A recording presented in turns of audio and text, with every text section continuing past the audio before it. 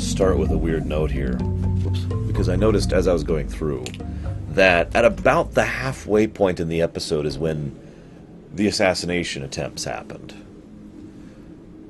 I mentioned that because at first, especially going through this time, you know, as I was going through with analysis mode on, I'm like, why is there a threat of the week in what is clearly the epilogue of this show? Well, it turns out there isn't. There is no actual threat of the week in this episode. This is basically a speed bump in the course of the rest of the story that's being told. And I like that, actually. It's a good usage of it. So, I'll talk more about the actual assassination attempt later. I just wanted to mention that in brief before I really got started. So first, I've never actually, obviously, you know, as I've mentioned before, I don't drink. You know, I've never even been drunk in my life, let alone had any alcoholic problems. But thanks to some of the medical side of my family, I am aware of just how bad detoxing can really be as your body just kind of goes for a bit there. So, yeah, I kind of feel for Garibaldi as he's going there. That's the exact sound effect that it makes when it happens, in true fact. And I also, how do I put this? I find this to be interesting because I think this, more than anything, is what truly helps galvanize Garibaldi. And Garibaldi's the kind of person who wants to be in charge. He wants to be... in charge is the wrong word. He wants to be in control. He wants to be someone who actually knows what's going on, how it's going on, why it's going on, when it's going on, and to be on top of all of it. And, of course, he wants to be helpful to others. Obviously, this is all part of that. And he already had plenty of motivation, but I think the assassination attempt is what really pushed him to be like, you know what? I'm going to do things, and I'm going to do things my way. And as I've pointed out all the way back in Season 1, Garibaldi is not lawful good. He is chaotic good. He is the kind of person who will gleefully go completely outside the law or legality or anything at the first opportunity in order to accomplish it. I actually love the scene where he literally drags the guy into Lita's prison cell and is like, here, rip his mind open. And Lita's like, no, this isn't legal. I'm like, I really don't care. You're doing this. And Lita's like, okay. And notice Lita doesn't even put up more than a token resistance. No, I shouldn't do this. Okay, fine, I'll rip his mind apart. Rip, rip, rip. And I mentioned that vampire ego syndrome thing earlier. You notice how she just gloats over him as she's doing it? What's funny is between the two of them, between Lita and Garibaldi, they sufficiently piss the guy off that that's what actually lowers his defenses. It's a nice 1-2 act. I find myself wondering what the two of them could accomplish under other circumstances, because Garibaldi is very good at the political side of things. I don't mean literally a politician. I mean he's good at thinking and maneuvering his way through a situation. I mean, you remember what happened back in Deconstruction of Falling Stars, where a hologram of Garibaldi successfully managed to save millions of lives and alter history, right? I mean, that's Garibaldi. Lita is a powerhouse, individually and personally. I mean, there's a hell of a match there, but unfortunately that is not to be. She ends up leaving with Shakar. And what I find interesting is there's this moment where, despite everything she's at and her current character arc, she looks behind her and she kind of goes around and then she's kind of awkward, like, well, I guess we should go? I mean, maybe? Shakar, of course, makes her feel welcome, because, as I've pointed out, Jakar... Oh, I haven't pointed that out yet. I'm sorry. Let me rewind just a second. Lita assumes Jakar is doing this for selfish reasons. That the only possible reason, for any purpose or perspective, of why he would seek out to do anything for her is because he's getting something out of it himself. Obviously, that is not true, and we know that's not true. But I think more than anything, the fact that she believes that says a lot about her mindset right now, and where she's been. So Jakar, now, getting back to my point, Jakar makes her feel welcome and at ease, and kind of helps to ease that into it. No, we're doing this for each other. This is as part of a kindness, an altruistic thing. You need this more than I do. He doesn't actually say that, but he means that. And then, of course, you know, Zach is the only one who actually came to see her off. Although I don't know if she actually was aware of that. She probably sensed him, I would imagine. And Jakar and Lita leave the show. That's two more down now. But before I really talk about that, I want to share a quote, and I've actually got it up on my second monitor here because this is a great quote. We are all the sum of our tears. Too little and the ground is not fertile, and nothing can grow there. Too much, and the best of us is washed away. And it is an awesome quote. And in fact, I have heard, like when you look up Jacquard quotes, that's usually one of the first ones that comes up. And I've heard at least two people mention that that's their favorite Jacquard quote right there. Not my favorite, but it's up there. It's a great quote. And it helps to emphasize Jacquard's growing wisdom. In fact, there's this great bit later where Garibaldi's like, man, I wish Jacquard was here. He would know exactly what to say. So then there's the assassination thing. Now, actually, before I talk about the assassination, I want to mention the amusing reality going on with Mars. It's something that's just touched on briefly, but as much as this is going to sound funny, it's probably one of the things that engaged my, I guess, imagination the most. Because Earth tried to sever shipping lines and to take military action to bring Mars into heel. Neither of those worked. And now Mars is free. Mars has declared independence from Earth. Okay, so now they're pulling political rank. They're trying to make things a massive hassle and an aggravation. And we see, I guess, only the one aspect in which they're doing that. But it's emphasized, or implied, I should say, that Earth Dome is doing quite a few things, politically speaking, to try and convince Mars to come back into the fold. And, of course, they're probably behind the scenes encouraging the infighting. How many of you know the history of the Confederacy of the United States? I don't mean the Confederacy, the South. No, that's later. I'm talking about when the colonies, the 13 colonies, first broke free. Because it's an interesting period of history, but the point I'm bringing up here is that in broad strokes, we broke out, we broke free, woo, and then almost immediately went to war with each other. And on top of that, there was the whole problem with the army possibly leading an insurrection, which didn't actually happen. See, and this is just an example I know personally, but as is mentioned in the episode, most of the time when a colony or a power or whatever breaks free from a major empire organization or whatever, they just kind of have no idea how to deal with it or what to do with it, and everything just kind of destabilizes immediately. And that's what we see happening with Mars here. And to be completely blunt, if not for the assistance of the Interstellar Alliance and the fact that number one is being placed as head of security and giving a direct pipeline between the Alliance and Mars, I honestly think that's exactly what would happen with Mars as well. They would completely dissolve into infighting, and then they would self-destruct, and then it would be a mess. And I'm not even sure what would happen after that. Although, obviously, Earth Dome is thinking, that once they do that, we'll be able to go back in and take over again. And the colony will be ours once more, as it should be, of course. I do like the idea that two planets within a single system are being declared as separate nations on an intergalactic scale. You don't actually see that often. You usually see, like, the Narn, the Vulcans, the Nemoidians. You usually see broad strokes. It's not often you see that kind of perspective. Anyways, I digress. So, there's a bit with the fan. Let's just call him what he is. The fanboy is actually probably an accurate statement here, who attempts to assassinate Jacquard and ends up hurting Lise. I just want to talk about that briefly.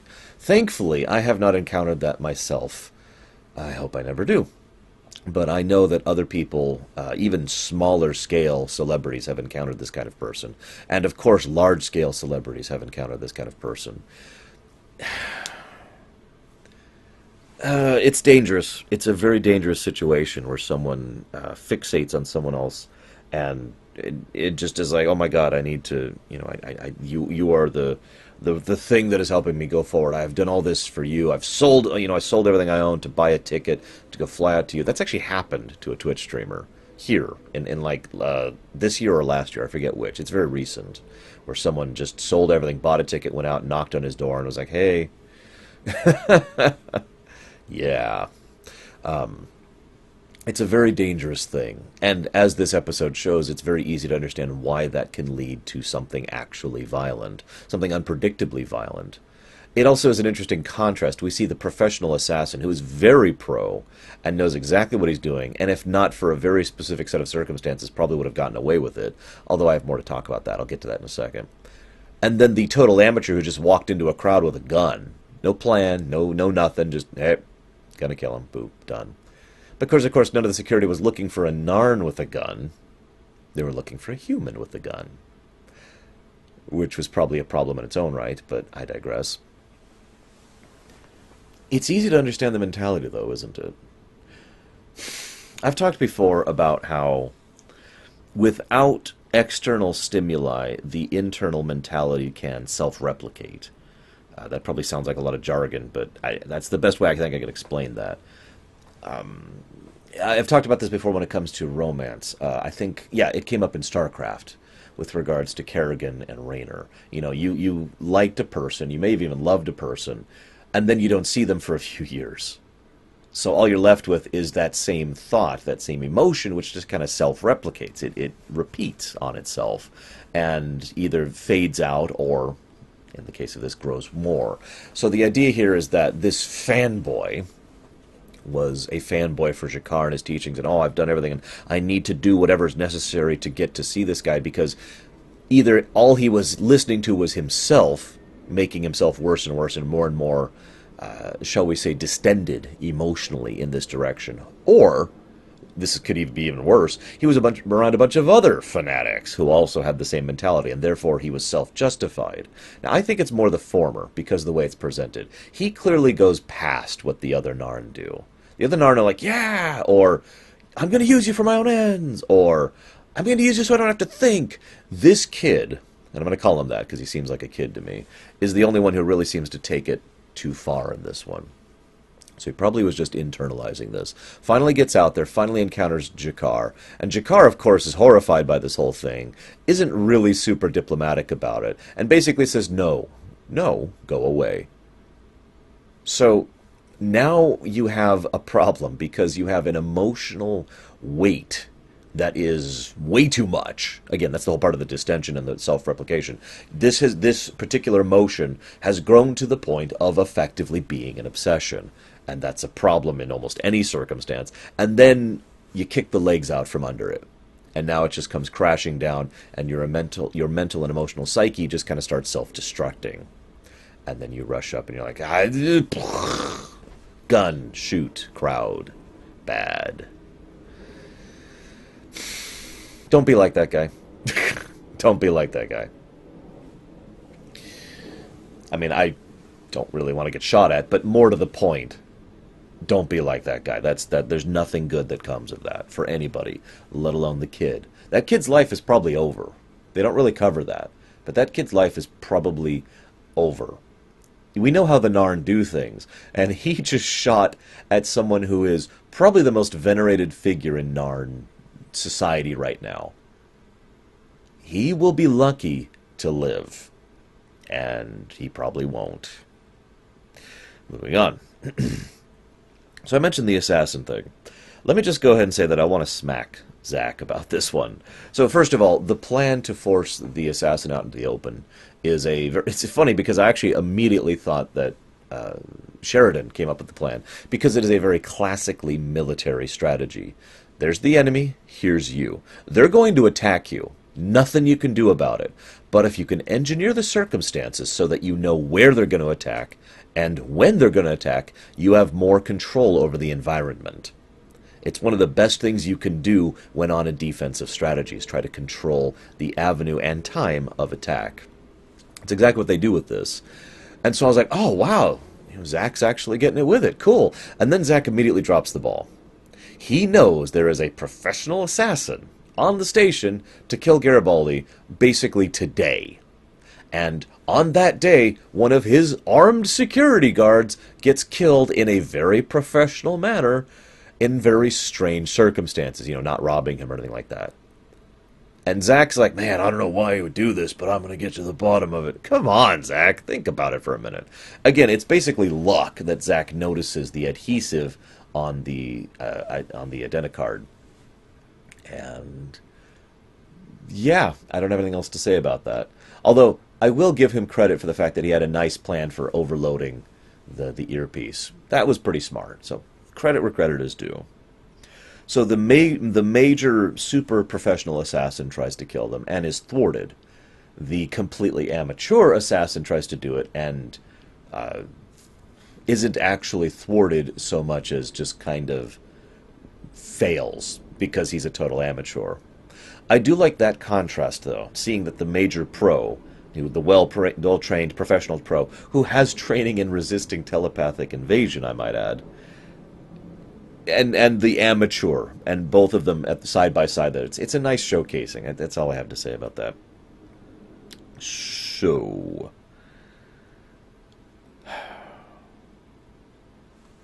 next thing I want to talk about is there's some great goodbye scenes in this episode. There's one between Jacquard and Sheridan. There's one between Sheridan and Delenn and Garibaldi, and arguably Lise as well. These are effectively goodbyes for the viewers, not just for the characters. So a lot of what they say, if you take it from that perspective, kind of helps add a new light onto it. And is very well done, and honestly, I just don't have much else to add other than that it's gold. They're really powerful, very emotional, very well acted, and as usual, we have some good chemistry between Sheridan and people that are not his wife. So I don't have much else to add to that. I do want to say one other quick thing before we finish this one off here. Lise wakes up, and Garibaldi's there, and you'll notice she goes from to like this comforted smile the moment she realizes Garibaldi is right there. I don't know how many of you have gone through surgery, and I hope none of you have to. I have gone through major life-threatening surgery twice in my life.